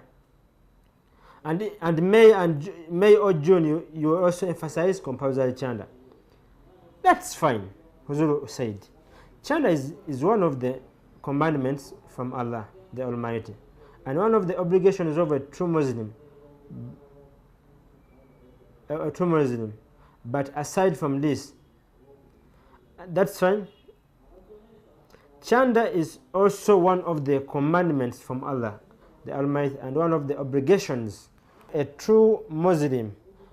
But aside from this, what other talibiyat do you do? Do you make a plan every month for talibiyat? You do not even hold meetings. You go to collect chanda, but you never go to ask somebody and you request him to just please come for congregational prayer at this time or that time. You don't do it. So you should give equal emphasis to chanda, to tabligh, and to talbiyat. If talbiyat is not correct, then chanda is not. We are not tax collector. Chanda is one of the obligations. Those who offer salah, the chanda is then chanda is the next. And whatever potential you have, you spend in the way of Allah. First establish prayers and do talbiyat. Chanda will collect itself. Allah the Almighty says, prayers that you do not do from your heart will be thrown in your face. So will He not throw that chanda of yours in your face? So, because of time, in summary, what benefit do we get in the sacrifice of Allah? Huzul has guided us, those people who are collecting chanda, those people who are collecting finance. We should know that we are not tax collector. Let us first emphasize talbiyat, then chanda will collect itself. Before ending, let me take this opportunity to tell you, the Holy Qur'an tells us, when you pay in the way of Allah, Allah multiplies in a coin, in a single coin, He multiplies 700 times. But we should not look at that. We should look at the self-reformation. We should look at our soul. How have we refrained? How have we reformed from one area to the other? Have we reformed that we do what Allah requires us to do? Let us look. If you want to know the benefits of those people who have been paying, who paid in the way of Allah, just look at the time of the Holy Prophet Muhammad sallallahu alayhi wasallam, the time of the Ashab al-Kahf. Just look at that. Those people, when they were paying in the way of Allah, they did not look back. At the time when the Holy Prophet Rasulullah sallallahu alayhi wasallam was in need, when they were preparing for a certain battle, many people brought their things, their wealth, but we only hear only two people they talk to. One is Hazrat Umar and Hazrat Abu Bakr, but they were not the only people who helped Nabi Muhammad sallallahu alaihi wasallam. Let us also look at the way we are giving in the way of Allah. Let us not cheat Allah. Pay according to what you earn. Just look. A person who wanted to kill the Holy Prophet and see the status he reached on, Allah cleansed his heart. He used to, when on that battle, he was the first to bring his thing. The Holy Prophet asked him, "What have you brought?" Then he said, "Rasulullah, I have just cut half of my wealth, and that is it." When Hazrat Abu Bakr Siddiq radiallahu anhu, when he came, when they asked him, "What have you brought?" he said, "Ya Rasulullah sallallahu alayhi wasallam, I have brought everything from my home. I have just left Allah and the Holy Prophet. I have left nothing." Just weigh that situation. Not only that, let us also look at the time of the promised Messiah alayhi and all khulafa, the way they have been sacrificing. Sacrifice does not mean that you should only pay chanda. Even Allah tells us in the Holy Qur'an that when you give, you also involve yourself. The Holy Prophet was putting in, Hazrat Abu Bakr was putting in, but he was also participating in the battles. As you pay your chanda, as you pay your financial sacrifices, you try also to involve yourself so that you can reap all the benefits from the financial sacrifice. Let us look at Hazrat Maulana Hakim Nuruddin Sahib. He was a dedicated doctor.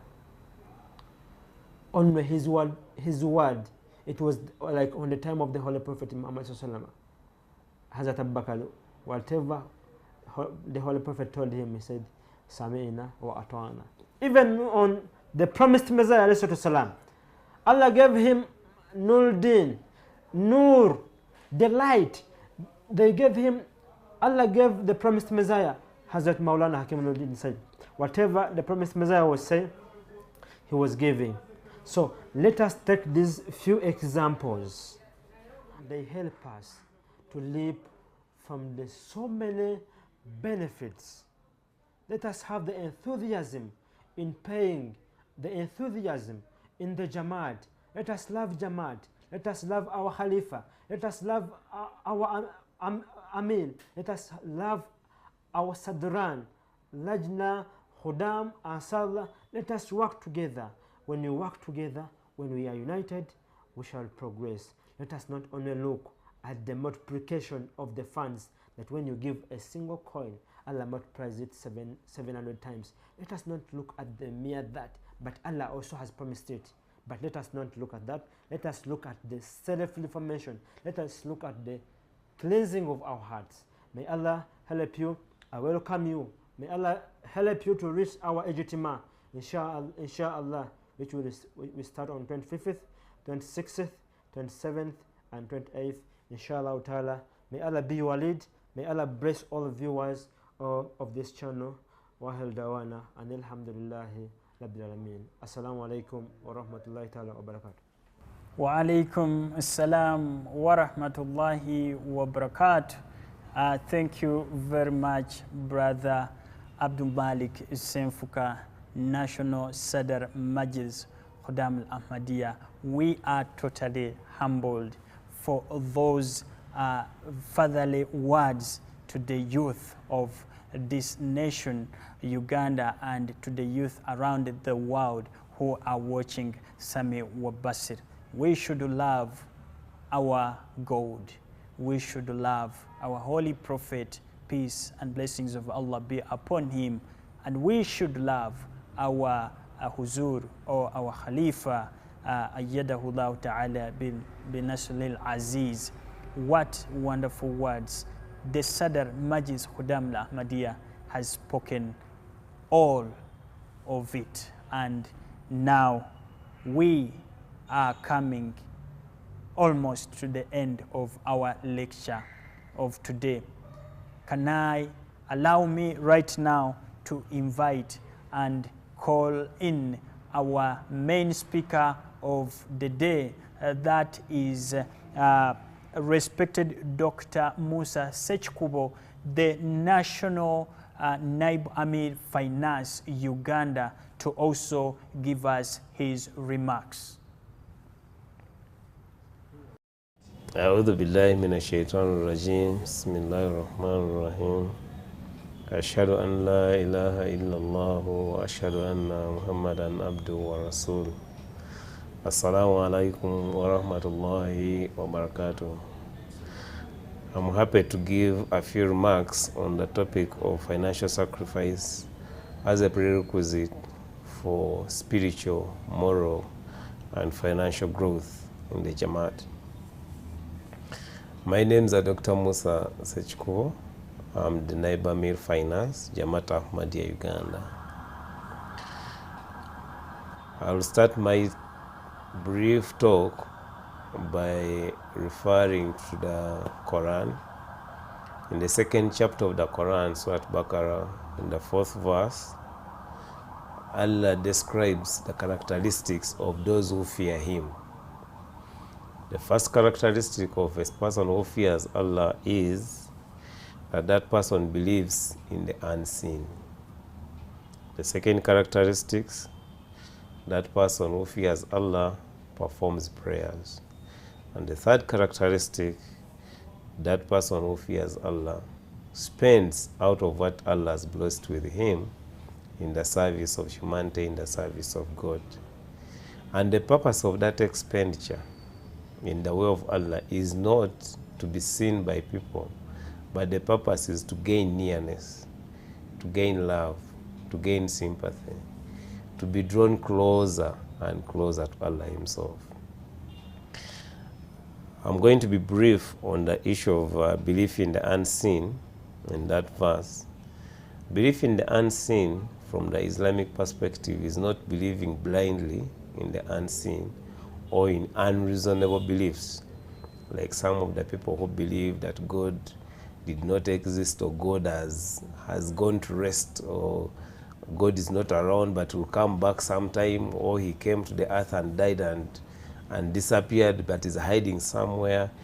So Islam does not encourage people to believe in things that are not logical. It encourages its followers to believe in logical arguments of the existence of God, on the neatness of His design, on the beauty of the design of God, to the extent that their very living, their very existence is a manifestation of the belief in the unseen. And how can they further support, or rather continue living that example of belief in the unseen, that is continuing to be good or to function along the dictates of Allah, so that they remain as beautiful examples of the existence of God. So belief in the unseen does not actually mean believing in things which are illogical, but believing in logical things which we see in everyday life. For example, everyone's heart beats a minimum of 60 beats per minute, 60 times per minute. But who is that person? Who is that individual? Who is that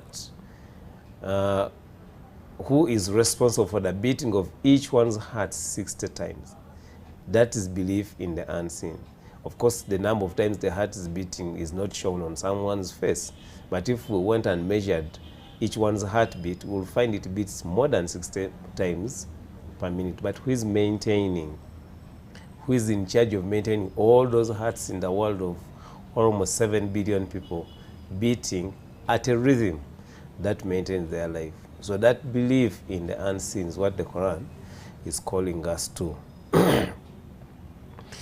The second characteristic of a believer is performance of prayers. Performance of prayers means that the individual is doing this without bargaining. Of course, we have prayers in Islam which are divided into the obligatory prayers, and we have those which are performed supernumerarily, like additional prayers, and then there are those which are performed late night prayers, like Salat Tahajjud. So performance of prayers in this instance is about that individual who has appreciated the oneness of God going ahead to thank Allah for the gift of accepting or identifying the uniqueness, the oneness, the omnipresence, the omnipotence of God. And they bowed down in prostration in thanking God for the gift of them having been once blind and gained their sight and recognized the presence of the one true God. And those prayers are not negotiable. You don't bargain, because there are stipulated times at which those prayers are supposed to be performed. The obligatory prayers especially, they are supposed to be performed at a given time, and that's what Allah ordained. So that person who believes, who fears God, will perform those prayers at their appointed time, not when they get free, not when they feel like they want to pray, not when they don't have to be pushed. It's not bargaining. It's not bargainable. It's not like, let me first have lunch, then I perform. If I don't get money, I won't perform salat. If I'm not happy, I'm not going to perform salat. No, those people who believe or fear God will not bargain, will not put a condition against which they can perform their prayers. They will involuntarily perform their prayers at their appointed time on a regular basis, irrespective of whether they are unwell, irrespective of whether they are poor, irrespective of whether they are sick, irrespective of whether they are annoyed, irrespective of whether they have lost a loved one, irrespective of whether they have for lunch or supper, but they perform those prayers at their appointed time without bargaining. To expand a bit on the prayers, they would also, in their prayers, pray for other people who they know nothing about, for those who they know something about, like their neighbors, for those who they know something about, like the ones they have or they hold a similar belief with, to those who lead them, the leaders in the country where they live, to those who lead them in Jamaat, and those who lead them in like the Caliph of the time, and the missionaries. I mean, they will pray for the wellness of all those classes of people and all humanity without any hope that maybe one day or one time someone is going to give them back or they are going to be rewarded, and they don't put conditions in their performance or prayers. So that is the second characteristic of a person who fears God. The third characteristic is that they spend out of what Allah has blessed them with in His way. God has blessed us with many things. The first and most important one, possibly the highest one, is knowing His oneness. But knowing that oneness of God when you are still alive. And practicing or striving to make sure that you live according to the dictates of what God has ordained.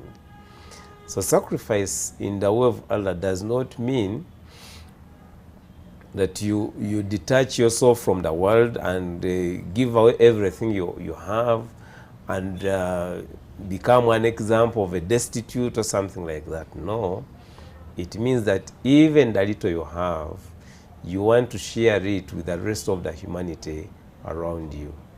I can give an example. For example, a smile. A smile is a sacrifice. You can make one's life much better by smiling to them, by saying assalamu alaikum to them. You can make one's life better by saying something nice about them. Say you are smart. By advising them on something which they are stuck. That is also part of sacrifice. However, you can still go deeper in the sacrifice because there are multiple levels of sacrificing financially, and that can go to the level of sacrificing in the way of Allah. We have examples in Islam that where we have looked at people sacrificing in the way of Allah. For example, you can start with the Holy Prophet ﷺ himself. Even at the time of his death, he would go into coma, and then when he rises out of that coma, he would ask, is there any coin left in my house? Is there a date left in my house? Is there something which I can give out to someone as Sadaqah? So that is the highest level or the highest example of sacrifice that we have. But even among the followers, the Sahabi or the right Khulafa of the Holy Prophet ﷺ, we have examples, luminal examples of sacrifice. For example, when the Holy Prophet ﷺ asked for sacrifice when he was going out to war, Hazrat Abu Bakr Siddiq anhu brought everything in his household, which means he sacrificed 100%, and did not stop at that. Apart from putting in his money, he also got involved actively in the expedition. So the sacrifices are luminal examples of sacrifice in our Jamaat, in Islam. Like there are so many, like we cannot even keep track of each and every one of them. But those are some of the bright shining stars of sacrifice in Islam. Then the next is how then is that sacrifice related to the spiritual growth? God says that it's not possible for a human being to gain nearness to him. I think I'm paraphrasing it. Nearness to him, except if that person is willing to sacrifice what he loves most. You will not gain nearness, you will not get righteousness, you will not become better unless you sacrifice what you love most. What you love most may not actually be financial. Some people love their status in life as more than they love their money. Others love the cars they drive. But if you cannot sacrifice what you love most, it's not likely that you'll gain nearness to God. And don't sacrifice to be seen, but you are sacrificing to gain nearness to God, so that you become a friend of God, so that you become one protected, or one covered, or one catered for, or one pampered by God. Other than that, then the whole aspect of looking for a sacrifice in the way of Allah loses meaning if you, instead of sacrificing to gain nearness from God, you are sacrificing to be seen by men. The competition in sacrifice, of course, there's a hadeeth, it's a sunnah of the Qur'an which says strive with each other in doing good. But the competition in sacrificing is not about showing how well off, showing how meek, or showing how righteous you are in your sacrifice. No, the importance is to encourage others also to sacrifice, but also show, to draw as much love as is possible from Allah, as much nearness as is possible from Allah. So the essence of sacrifice, if we do not sacrifice what we love most, it's given that there is no way we can get nearness to God. I should also remind you that in the verse which I recited above, in Surah Al-Baqarah, the 4th verse, performance of prayer and sacrifice are talked about in the same verse. So the failure to fulfill one of them may actually impact on the performance of the other.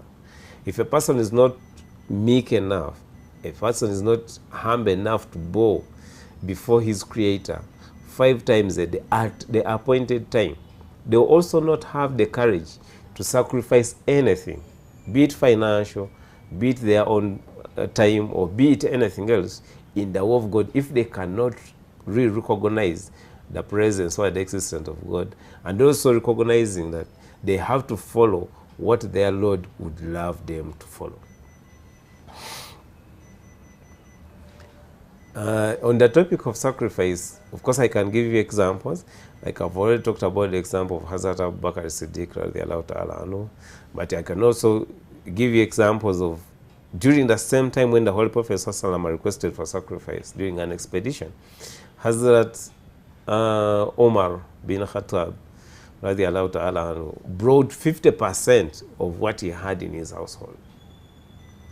And when the Holy Prophet ﷺ asked him, how much have you brought? Said, I brought 50% of what I had.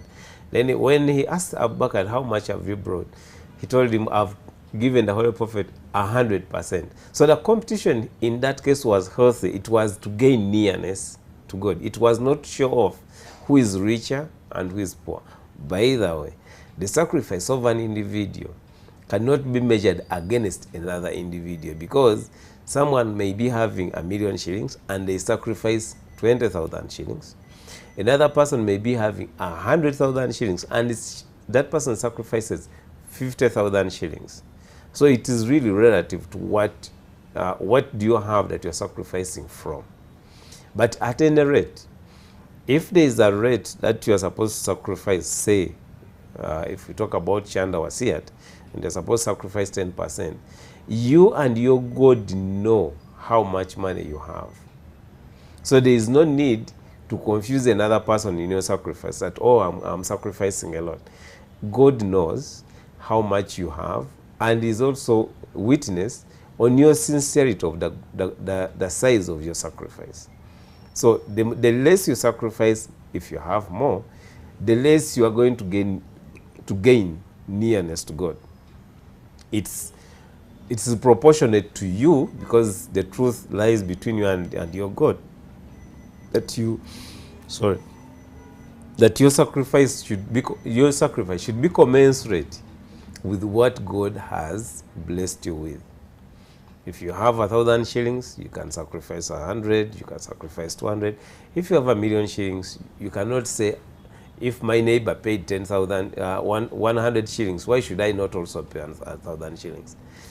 And the benefit of sacrifice is not to the neighbor, it's not to anyone else, it's you, the individual, who is sacrificing. Because the essence of sacrificing is to gain nearness to God.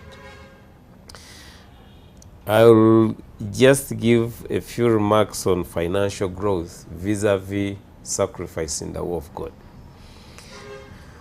For financial growth, possibly let me just look at the spiritual growth.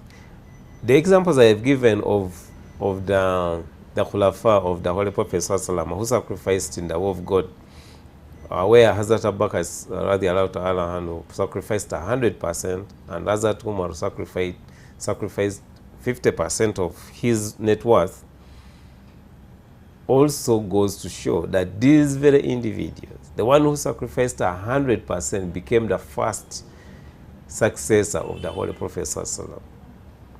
And the Holy Prophet, even when he was migrating from, actually it goes to show how someone's level of belief, someone's level of trust in God has reached.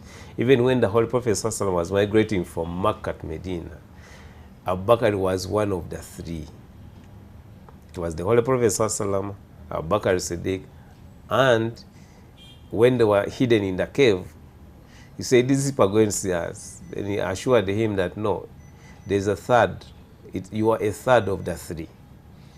So there's the Holy Prophet ﷺ, Abu Bakr Siddiq, and God protecting them. So that is the level of spiritual growth which Hazrat Abu Bakr has reached, that he is even like almost at the rank, or is so close in God's sight to the Holy Prophet that he can even be counted of the three occupying the cave.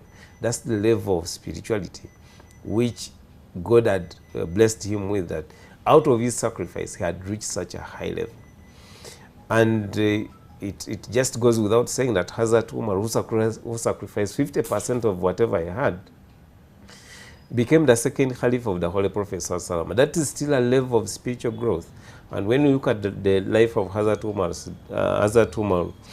anhu, you find that this is a person who would not go to bed until he made sure that every person who was under his care was well catered for. He made sure that no one went to bed hungry. He made sure that each of the sacrifices other people made for Islam were kept sexually. That's the level of spiritual growth which one can attain when there is sacrifice in the war of God. I'll close with remarks on the financial growth. Allah promises that he who sacrifices who will give God a goodly loan, that he can multiply manifold for him, and it is sure that he cannot retain, or he cannot cheat him out of what he has sacrificed in his way. I can now give the financial terms. If someone gives God a loan of say 1,000,000 shillings, and Allah chooses to multiply that 1,000,000 shillings by 70 times, he will return to that individual 70 million shillings, just as an example. But if another person gave a sacrifice of just 10,000 shillings, and God, out of his mercy, multiplies it by 70 times, so that is only going to be 700,000 shillings. So in essence, who of the two has a bigger reward from his God? Or the one who sacrificed 1,000,000 shillings and gets 70 million shillings, or the one who sacrificed 10,000 shillings and gets only 700,000 shillings. In value terms, the person who has sacrificed 10,000 will end up getting less in return on his investment, yet they have gotten the same multitude of multiplication between the one who sacrificed 1 million and the one who sacrificed 10,000. But these sacrifices are, that may be in monetary terms, but we also have the beauty of other benefits out of sacrificing that God can give you and you do not even know where they came from. For example, God out of your sacrifice may bless you with righteous children. Who can pay? How much can you pay to have a righteous child? God Almighty may bless you with ease at your place of work. How much must you pay? Who knows the value of God making it easier for him that the people who are under his leadership actually obey him? So let's not focus so much on the financial returns in terms of sacrifice, but focus on the global picture of the sacrifice. May not be like you are going to get money in return. It may be that Allah subhanahu wa ta'ala forgives your sins, or eases your way, or protects you against any calamities. So it's multiple fold. It is not like you are gunning to get richer tomorrow. Even that is part of it. Because no one really has sacrificed in the war of God and they have gone hungry, God will multiply severalfold his benefits to you. But in essence, the sacrifice which we make is not so much to get what we loan God in return, but so much to get closer and closer to God, so that we become his friends. In a way, if you are asking from a friend instead of asking from an enemy alone, who of the two is likely to give you a loan? Your enemy or your friend? So if you make friends with God, he will even answer your prayers. He will guide you on the right path. He will help you to remain on the right path. And that is the ultimate victory for any person who is on this world, is to gain righteousness, is to gain closeness to God, is to be wholly immersed in understanding the oneness of God. Another aspect of sacrifice, which is also very important, Allah speaks about it in the Holy Quran. I don't remember the precise area where the verse is, but it says, "Can I tell you, the believers, what can save you from the torment of fire? Believe in God, obey the Prophet, strive in the way of Allah with money, with your financial sacrifices, but also your individual person striving in the way of Allah." The sacrifice which sometimes you overlook is the sacrificing of oneself in the way of Allah. I can possibly relate it very closely if I talked about a parent. A parent will sacrifice everything for the well-being of their children. And the children at that time may not appreciate that their parent is sacrificing each and everything they have for their well-being. But that is the natural form of humanity. That is imprinted in a parent's way of life, that they will sacrifice everything for their. It's not like a spiritual level. But the spiritual level is you sacrifice for the good. You sacrifice your individual for the good of the rest of the community, for the rest of the family, or for the rest of humanity. I can possibly give you an example. The person who worked so hard to see that people can travel faster than walking, and they can travel in planes, they can travel in cars, they can travel on motorcycles, they are faster than what they had. That is for the general good, for the general benefit of the community. But you as an Ahmadi, how are you going to be sacrificing your time, your individual, your person, your skill, your respect for the good of the general community? Sacrifice of such a magnitude is what we usually see in our Jamaat as people volunteering to do different tasks of the Jamaat, which would have otherwise cost the Jamaat a lot of money. For example, people working on voluntary service in MTA, some are working in Humanity First, others are working in multiple organizations.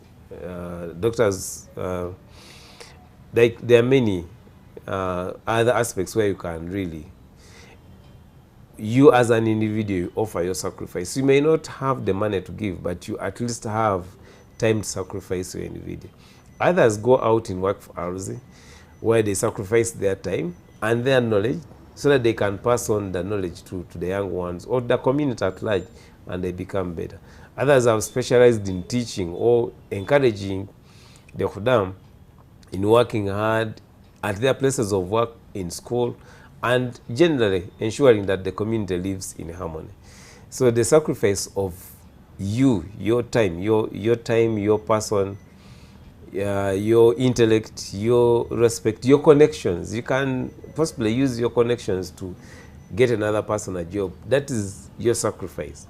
So those are things which we sometimes overlook, but they need to be emphasized in our day-to-day lives, really. With those few remarks, I beg to stop.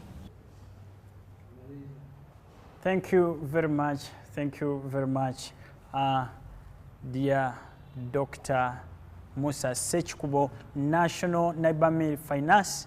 He has elaborated it and made it very clear that sacrifice is not all about sacrificing money only, but we can sacrifice our intellect, we can sacrifice our life, and we can offer ourselves to serve as volunteers in different capacities or in different departments of the Jamaat.